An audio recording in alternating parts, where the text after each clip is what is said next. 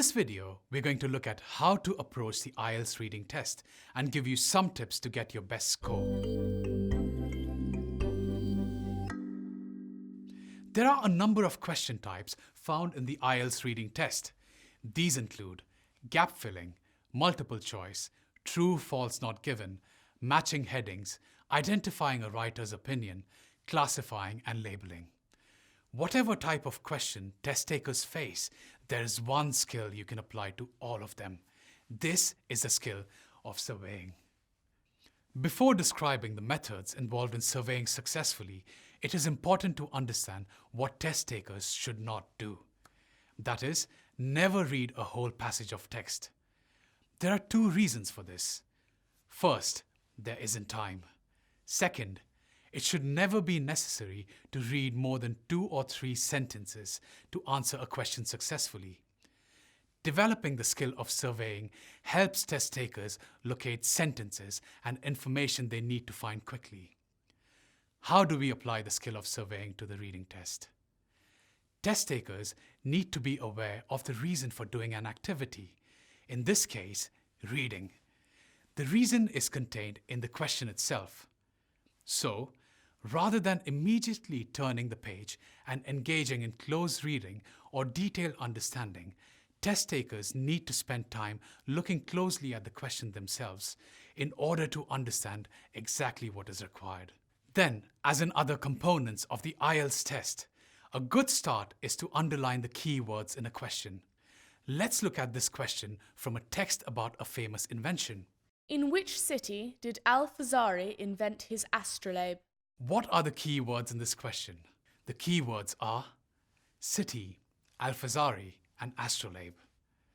After underlining these key words, test takers should read the question again to understand what information they need to find.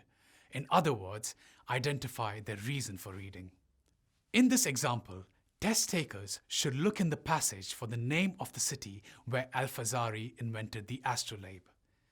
Only after this is it time to turn the page in the question booklets and begin the process of surveying the text. Test takers should skim and scan the text to find the name of the city which could represent the correct answer. There is sure to be more than one in a text like this. Identifying the names of cities in this way helps test takers locate the information they are looking for. With each city found, test takers then need to consider the other key words. In this case, Al-Fazari, invent, and astrolabe to see if these occur close to the name of the particular country they have identified. If they do, this will make it likely that the activity was carried out in that location.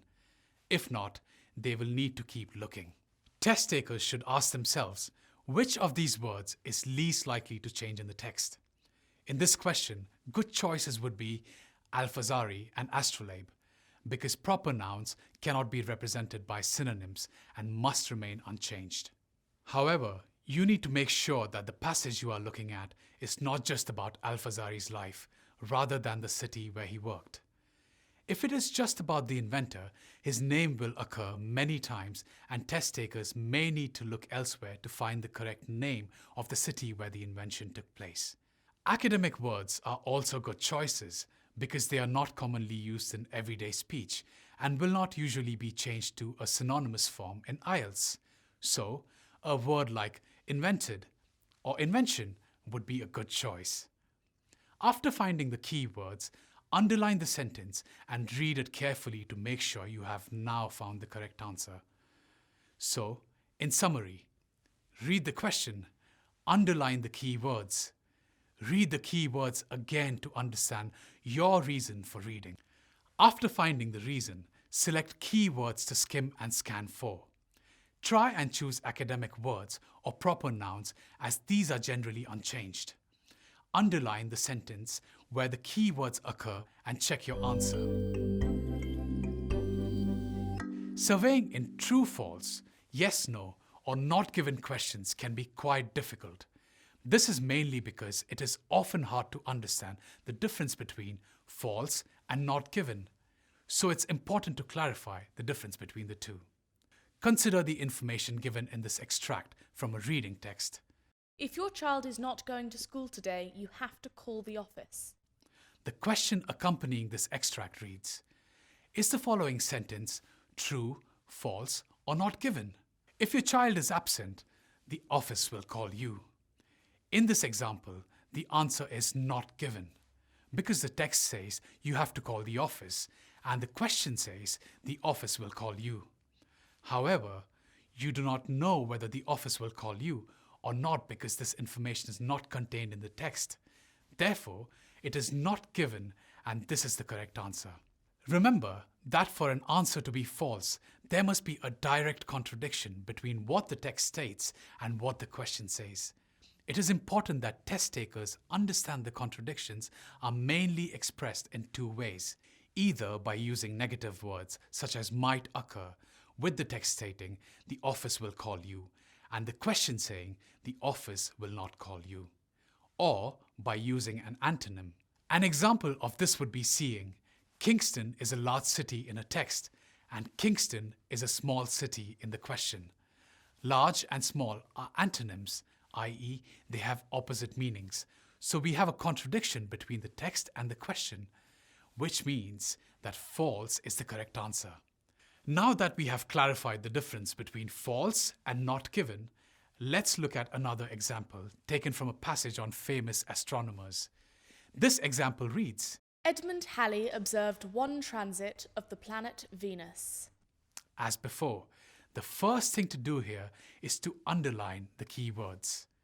The key words are Halley observed one transit Venus. After underlining the key words, turn the statement into a direct question. This will produce the question, did Edmund Halley observe one transit of the planet Venus? Turning the statement into a question like this helps test takers clearly understand the reason why they are completing this exercise. In this case, they are looking for a yes or no answer to the question. Did Halley observe one transit of the planet Venus? After turning the statement into a question, test takers should look at the keywords again and, as before, select ones to skim and scan for. Again, the same rule applies, i.e., when skimming and scanning for a word, choose academic words if possible. Here, the most likely words would be observed, transit, and planet Venus. So, as before, skim and scan very quickly. Don't read the text for understanding. Find the word observe, underline the sentence, and then read the sentence carefully to understand what the sentence is saying. Once you have read the sentence, go back to the question and ask yourself, do I have the information I need? Is the sentence telling me that Halley observed one transit of the planet Venus or not? If you cannot find this information, you should read the next sentence. Most likely, the information will be there. If not, skim and scan again, and the chosen word and the information needed will be further down in the text. In the text, the key words from the question all occur close together in the third sentence of the paragraph. They are preceded by a negative outcome, signaled by the phrase, Halley was not able to.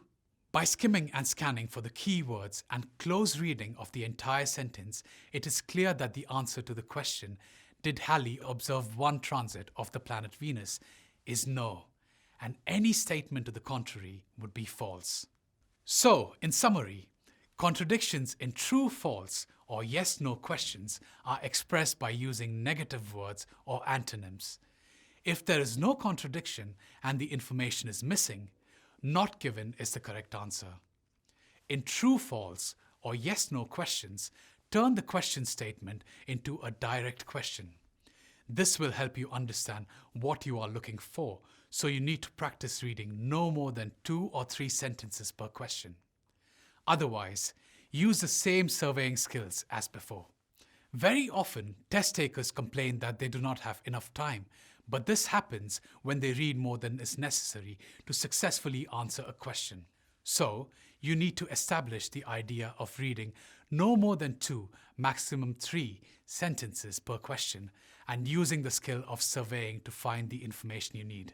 This will help enormously in ensuring that you become accustomed to using time more effectively, one of the most important considerations for any test takers to bear in mind when taking the IELTS test. So there you have it. Tips that'll help you improve your IELTS reading score. Try putting these tips into practice every day and visit takeielts.org/prepare to find more prep material for your IELTS test.